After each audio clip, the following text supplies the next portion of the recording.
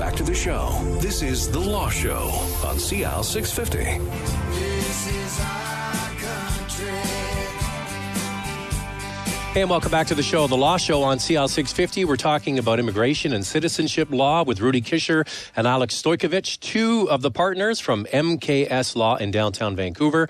And I want to touch on our Canadian passports. Now, when you travel, you just assume it's going to be no problem. We're Canadian. We can go where we like. But there have been changes to the Canadian passport rules or something to affect them, right? Explain what that is. Yeah, so in December 2016, a new requirement came in that Canadian citizens... So this is just a few months ago. Yeah. And it hasn't been well publicized on behalf of the government. I think they haven't told people that you need this, right? A major criticism by the Canadian Bar Association, actually, a letter was written on behalf of the Canadian Bar Association criticizing the fact that they brought in two changes around the same time. First, they brought in what's called the electronic travel authorization. So this isn't a visa requirement, but people, our world is divided up into people who need visas to come to Canada and people who don't need visas to come to Canada. So somebody coming from England gets on a plane, arrives in Canada, and they're processed at the border without having to have done anything beforehand. That is the way the world used to work, right? And there's so many grandparents that come in the summer. Exactly. And we don't have problems. And so things have changed for them that they might not be aware of. Well, things have changed dramatically. First, it became the requirement that they now have to get everybody except Americans now who before didn't need a visa. So, don't think about sort of Chinese, Iranians, Indians, Pakistanis, they all needed visas. So they're used to this requirement. Sure. Exactly. But now people coming from mostly, Japan, Australia, Western Europe, the United States, they were able to get on a plane and just come to Canada. That changed for all those people except for Americans. They now have to apply for what's called an electronic travel authorization. That means they have to go online before they arrive at the airport, pay $7. It's about a 2-minute application, asks some very basic questions. Do they have a criminal record? What's the purpose of their visit? Have they ever been refused entry? And they will then, what will happen is the passport that they have, the number will be encoded in the system. That way, that when they show up, they give it to the booking agent that lets them on the flight. That'll be run through, and they'll be seen that they have what's called an ETA and allowed on the plane. The problem is people who can't get an ETA are people they have to be a foreign national under the Act. So what's not a foreign national? Well, if you're a Canadian citizen, you're not a foreign national. Or if you're a permanent resident, you're not a foreign national. So you can't get an ETA. Prior to this requirement, people were able to get on anyway because they could have traveled with for example, if they're coming from the UK, with their UK passport, and they would be allowed on. So there's lots of people that have a British or a EU passport because they like that connection. They like that connection, or it costs money to get a second passport. Why am I going to bother? It's paperwork. I have my UK passport. I travel on it all the time. It's never been an issue. So what we found happening over Christmas time, and a shock to some people who were stuck in airports, etc., is they had traveled abroad. They're Canadian citizens, for example. We had happened in our office. They're Canadian citizens that traveled abroad, let's say on a French or a UK passport, and all of a sudden they're going to get back on the plane, and guess what? They can't get on. They're like, they're now a foreign national in the eyes of the airline. They're not a foreign national, because if they were a foreign national, they could get the ETA. They could go get an ETA, I see. That's the loophole. Yeah. So the problem is get an ETA. They have to show that they're a Canadian citizen, and the only thing they're going to take is a Canadian passport. And they didn't take it. And they didn't take it. Or they don't have one. So how do they? So the resolutions for this were really challenging. I mean, emergency passports had to be issued over the holidays. The Canadian Good luck with High that. Commission had to get involved. There were hundreds of calls to Canadian embassies abroad. And sometimes a control officer would actually allow it to people. Flights. People missed flights all over the place. Had to go back home. Had to try and deal with it by either like you said, getting a travel document, getting a new passport, or hopefully getting an exemption to allow. Which they were allowing some exemptions. They were allowing some exemption, but there was huge disruption to travel. And so the moral of this story is, in this world now, where anything that happens in the United States, any hiccup or any cough in the U.S. by the U.S. administration can cause all of us here to get the flu. Canadians need to be aware that they need to keep their Canadian passports up to date, particularly if they're dual citizens, because there is no other way for them to get. I mean, the airline will be fined if they let you on the plane, and that's why the airlines have become the sort of enforcement system for a lot of this. And I travel a ton, and I get asked for the passport check regular before they start boarding the flight. So you have to get a little slip saying that your passport has been checked. So they say, when everybody's standing around waiting to get on the plane, bring your passport up.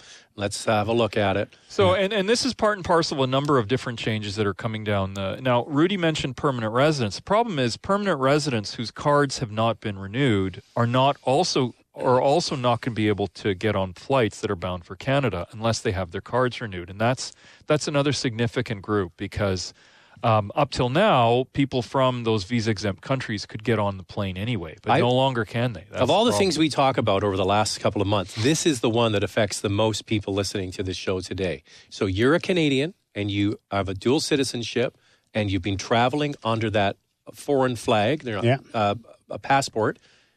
If you try to get back into Canada, you're not going to be on a plane, right? So it doesn't affect you at the land border if you're driving, and it doesn't affect Americans. And there's so many people that I know have a British or a European passport, and they travel on that. I've never understood why, but personally, it's easier. And the country they're going to, they want to have that passport to enter without any issue, right? And in many countries, you have to have their passport to enter if you're a citizen. For example, Israel insists on dual citizens using their Israeli passport the US when they enter. The U.S. requires you to enter on a U.S. passport. Right? So if I'm a Canada-U.S. citizen and I travel to the U.S., I can't go with. You need to bring your U.S. They want your U.S. citizen. passport. Yeah, your U.S. passport. That's a rule in the United States also. Yeah. So your advice, I guess, is if you are a dual citizen, keep both passports up to date. Yeah, absolutely. Exactly. What people need to do now is they have to think carefully. If you're a dual citizen, that now requires you to keep both passports up to date, and so do so. Up till now, it was understandable why you'd want a UK passport that was valid for 10 years versus a Canadian one that was valid for 5. But now that our passports are valid for just as long as any of these European Union ones, there is no reason not to renew your Canadian passport. Go get it done. It's very important.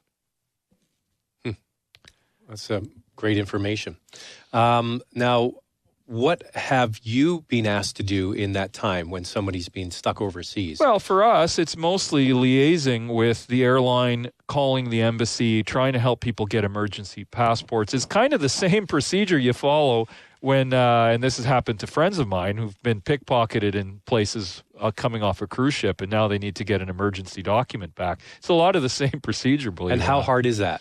I mean, there's been some leniency at the beginning. I think as we get older in this process, it's not going to be that easy, right? Yeah. I mean, there's sort of been a grace period where the immigration control officers have sort of let the airline let that person board. So if you have a passport sitting in a drawer at home, you could have it couriered. You could, and absolutely. get it there the next day. That's one issue. But if the passport has expired, how quickly can you get a passport? Well, if you're tough. overseas. I mean, the government has really, unfortunately, the government has changes that the government made in the between 2006 and 2010, and that the Martin government did before that, left a lot of the Canadian embassies short-staffed abroad, and as a result of that, you don't have as many visa posts as we used to have. So if you're lucky that there's a mission in the country that you're in. And in some countries we have a lot. Like, for example, at the Canadian consulate in Barcelona, all they deal with is lost passports by people coming off of cruise ships. So, they have enormous expertise in dealing with this. But if you're in an African country where we don't have an embassy or a consulate, you could be in a lot of trouble. But the Canadian, that being said, the passport office here down at the St. Clair Center is unbelievably efficient and fast, right? Yeah. Like you can get it done in 24 hours sometimes, right? Now, are there emergency passports that are only good for 30 days? Typically 6 months, actually, or a year. And that's what they'll issue them to. And nation for young kids sometimes. So if the child is born, a Canadian citizen's born abroad and they need a passport, they haven't had a chance to sort of check, the birth certificates and all that stuff hasn't been issued. They'll issue a 6-month passport. And the other challenge going forward, especially if you're somebody who is affected by the U.S. travel ban in some other way, you have even more reason now to keep your documents absolutely in order because you may not be able to be let into the United States. Now, you mentioned that somebody who's going back to Iran maybe for a funeral or a wedding or something like that. Those are documents you should keep, that you were there for a legitimate family reason, right?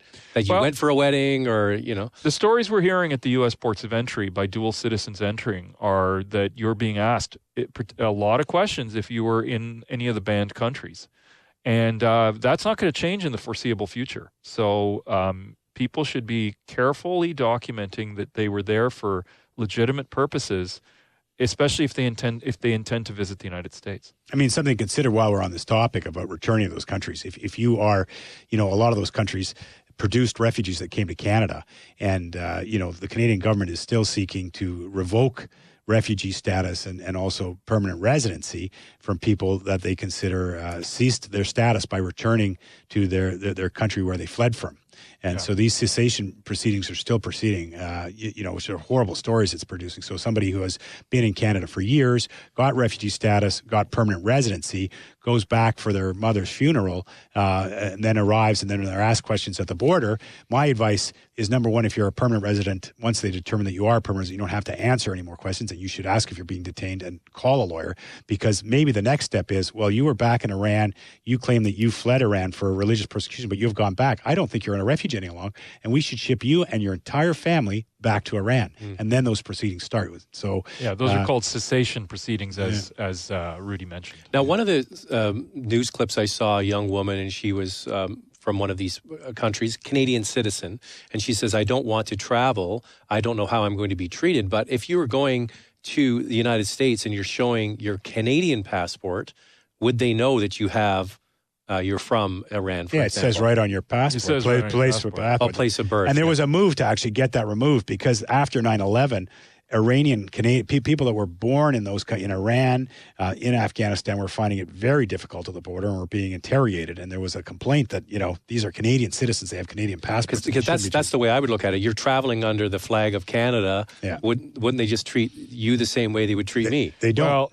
but folks, what your listeners need to understand is that this is a long way from being over, and people need to be tolerant. They need to be aware that disruption in the United States may become a permanent fixture. And as you mentioned, a cough there causes the flu here. So one of the things that is being actively talked about in Washington as an executive order is biometric requirements on all citizens of all foreign countries. Well, up till now, that's sort of been the evolution of U.S. immigration procedures. And what does that mean, biometric? Well, what that means is if you're a visa holder or if you're from a visa-exempt country, you need to pay a $6 fee, put your thumbprint into a thumb reader, which is at almost all U.S. ports of entry, and have a card created saying how much status you have in the United States.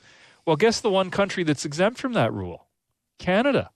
Much like we exempt the Americans from biometrics. There's active talk in the United States about raising the biometric wall to cover every country with no exception. But as a Nexus holder, when I travel to the United States, I have to put my fingers on my fingerprints get read. Every time. Or your eye scan. That's true. Yes. But because you've gone through an extra security screening because you travel a lot. What they're talking about is making that mandatory for everybody. I mean, it's not unheard of in Canada when people from certain countries, a lot of them on the banned list of 7 actually, you have to get biometric screening done. It almost becomes sometimes an impossibility for people that are trying to get visas to come to Canada because there is no facility in those countries to actually get the biometric screening done. So, for example, Iran is an excellent example.